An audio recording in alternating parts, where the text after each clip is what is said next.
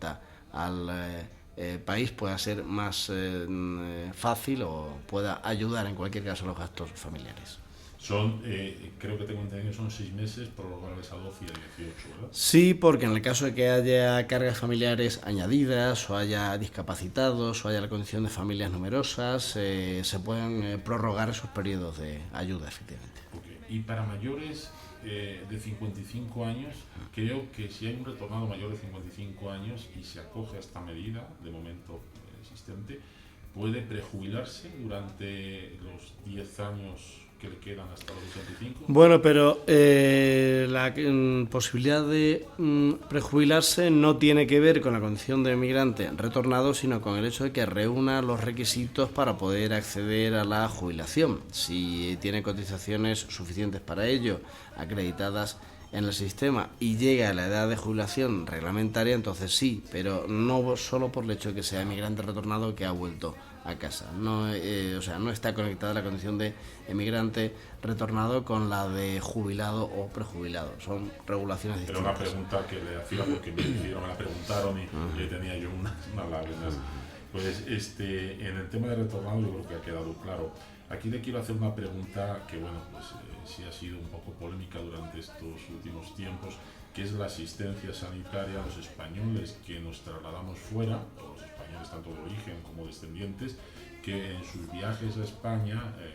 temporales, con su familia de vacaciones o por un periodo de tiempo, no tienen asistencia sanitaria, o cómo está la situación actualmente en cuanto a estas personas que retornamos durante un periodo de tiempo a España. Bueno, ahí hubo una confusión que se suscitó por el hecho de que hace como 3 años aproximadamente se dictó una disposición en la que se indicaba que los españoles que permanecieran más de 3 meses fuera del territorio nacional no tenían derecho a la asistencia sanitaria dentro de España, sino en otro país de la Unión Europea si ya eran residentes legales allá. En realidad, esa disposición estaba pensada, como digo, para el ámbito de la Unión Europea, y además pensando en que el español, al ser ciudadano comunitario y al tener derecho a una tarjeta sanitaria europea, si se establecía en Alemania, en Inglaterra, en Francia, en cualquier otro país de la comunidad, pues en caso de enfermar podía acudir a los servicios sanitarios de ese país. Probablemente no se explicó bien o la información no llegó de forma correcta al ciudadano, y un poco cundió la idea de que se había perdido o se podía perder el derecho a la asistencia sanitaria si uno estaba más de 3 meses fuera de España, lo cual ha dado lugar a situaciones en las que incluso había personas que no querían ir a los registros consulares porque pensaban, bueno, es que entre otras cosas pierdo la asistencia sanitaria. Bueno, la situación no era esa, ya digo, yo creo que quizá eso no se explicó suficientemente bien, porque realmente es una confusión que no estaba en la norma y no es el efecto que perseguía la norma, y estaba pensada justamente para españoles que residían en cualquier otro país de la Unión Europea, que no es que perdieran el derecho a la asistencia sanitaria en España, sino que se consideraba que al vivir en otro país de la Unión tenían que recibirla en ese país. La situación, ¿cuál es? Pues que si uno regresa a España en estancias temporales, durante todo este tiempo se ha mantenido el derecho a la asistencia sanitaria. Lo que ocurre es que la legislación que ha estado en vigor durante este tiempo requería llevar una serie de documentación pues un tanto complicada de reunir probablemente, porque había que llevar consigo documentos que acreditaran la relación laboral en el país extranjero de residencia, documentos que además teníamos que validar en las consejerías españolas en el exterior. Aparte de eso, había que llevar un documento de la seguridad social del país en el que se residía diciendo que no había derecho a la exportación del derecho a asistencia sanitaria, y también pues un informe de la propia consejería certificando todo ello y la condición de ciudadano español que residía en el exterior, además de la inscripción de matrícula consular. Bueno, pues todo esto evidentemente podía resultar de una cierta complejidad, como es lógico, y desde luego no facilitaba el hecho de que uno tuviera que ir con todo este dossier documental a pedir la asistencia sanitaria.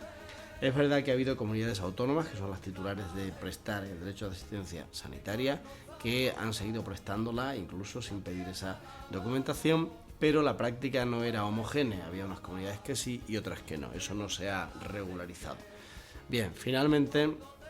por fortuna, el 29 de julio de este mismo año se ha publicado un decreto que viene a resolver esa situación en el sentido de indicar que el español que reside fuera del territorio nacional y que regresa en estancias temporales al país tiene pleno derecho a la asistencia sanitaria igual que cualquier otro ciudadano, como es lógico y como es normal.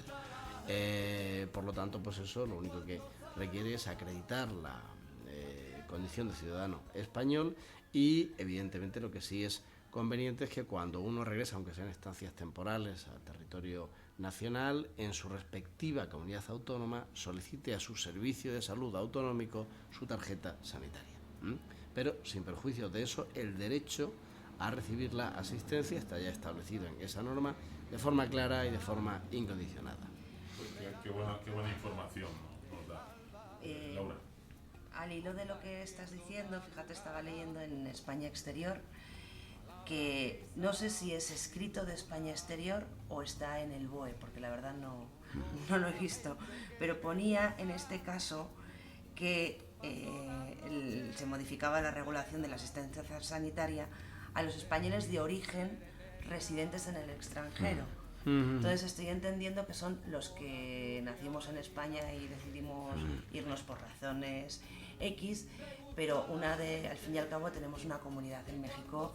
de españoles descendientes de otros españoles que vivieron en su momento, ¿no? Entonces ellos también van a España con sus familias. Una de las inquietudes es que, bueno, entiendo que si es una urgencia los admiten, pero para ellos también habría posibilidad de solicitar esa tarjeta sanitaria o han tenido que ser antes residentes en España, o eso todavía no está aclarado en la ley, porque al fin y al cabo luego las leyes tienen muchos vacíos legales e interpretables, ¿no? Bueno, en cualquier caso, cualquiera que sea la dicción de la norma, hay un precepto constitucional que está por encima del reglamento, correcto, de la ley y de una orden ministerial, por supuesto. Es el artículo 14 de la Constitución que garantiza la igualdad de los ciudadanos españoles ante la ley y ante las administraciones públicas. Eso significa que un español que ha adquirido su nacionalidad después de su nacimiento la adquiere con pleno derecho. No está limitada de ninguna forma, no hay ninguna norma, y si lo dijera evidentemente sería anticonstitucional y no sería válida, que diga, no, pero es que como usted es un mexicano que adquirió la nacionalidad española, pues a usted no le voy a dar la asistencia sanitaria. La norma no dice eso. En cualquier caso, entonces, el español, cualquiera que sea su condición o la vía por la que haya adquirido la nacionalidad, que lo sea a día de hoy, pues retorna al país y si tiene cualquier problema va a ir a su ambulatorio de referencia o va a ir al hospital o va a ir al ambulatorio, al hospital del lugar en el que se ponga enfermo o tenga una afección, le pueda resultar en cualquier caso que pueda provocarle cualquier problema de salud.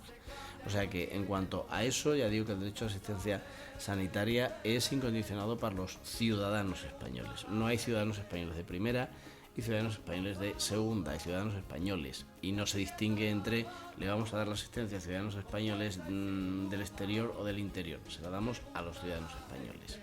Bueno, pues para nuestros retoyentes que tenían dudas, sobre todo con este tema que ha sido bastante polémico, ya quedó claro que cualquier español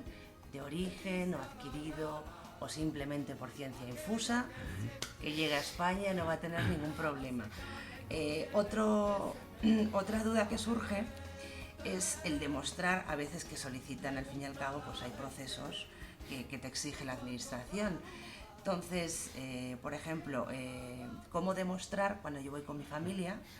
que efectivamente, aunque ellos sean mexicanos, pues que es mi marido, que son mis hijos y que la ley dice que también cubre a los familiares directos con los que vamos? ¿Qué nos recomiendas, por ejemplo, para evitar precisamente el tener que estar llevando papeles de un lado a otro, ¿no? ¿Qué nos recomendarías, como por ejemplo, pues no sé, a lo mejor tramitar el matrimonio o algo por el estilo, que sea más fácil, que en el momento yo enseño un papel, mira,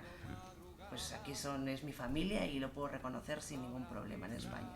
Bueno, evidentemente si las inscripciones de los matrimonios están realizadas en registros consulares españoles, son a todos los efectos registros civiles públicos españoles, generan los mismos derechos de fe pública que cualquier otro registro radicado en territorio nacional. Eso significa que con la documentación derivada de esa inscripción, con la copia o con el libro de familia donde queda constancia de la inscripción del matrimonio y de la filiación de los hijos, evidentemente hay una acreditación directa de la condición de familiar. Entonces, pues en ese sentido, la documentación que se puede aportar es esa y resuelve absolutamente cualquier duda en cuanto a la demostración de quiénes son los integrantes del núcleo familiar y cuál es el vínculo que tienen con el ciudadano nacional español. En el caso en que no esté registrado, porque a veces el registro tarda un poquito, ¿qué opción podrían traer desde México y llevársela a España en caso de que tuviesen que ser atendidos? ¿Qué les recomendarías? Hombre, si tienen una inscripción registral en un registro público mexicano, exclusivamente la acreditación de documentos en el ámbito internacional se realiza, como todo el mundo sabe, a través de la llamada apostilla de La Haya, que es la que nos permite en países firmantes de ese convenio, como lo son México y España, que una administración o unos poderes públicos certifiquen válidamente la autenticidad de un documento expedido por ellos y que eso tenga validez fehaciente ante la administración del otro Estado que lo va a recibir o que lo va a examinar. Y en ese caso, evidentemente, convendría llevarlo apostillado para que haya esa capacidad probatoria que es absolutamente incontestable. Pues ya sabéis, chicos, si vais a España y queréis estar completamente cubiertos en caso de que suceda algo o simplemente pues agarréis una gripe, una de dos, os lleváis el libro de familia o bien lleváis un acta de nacimiento o el acta de matrimonio apostillada. Estupendo, estamos ya terminando, Carlos. De verdad, muchas gracias por estarnos dando este tiempo y esta información. Antes, en el resumen inicial de las cuestiones que hace la consejería, una de ellas nos decías todo lo que es a la tercera edad, pues los centros de día. También te quería preguntar un poco por esos centros de día, qué tipo de ayudas hay, y también nos han preguntado muchos ancianos españoles que bueno, pues estaban antes acostumbrados a hacer sus viajecitos, sus viajes de inserso, sobre todo retornar a España, viajar a España por un tiempo, unas vacaciones, si eso sigue vigente, va a estar, no va a estar, que nos hables un poquito de los centros de día y de los viajes de la tercera edad o inserso.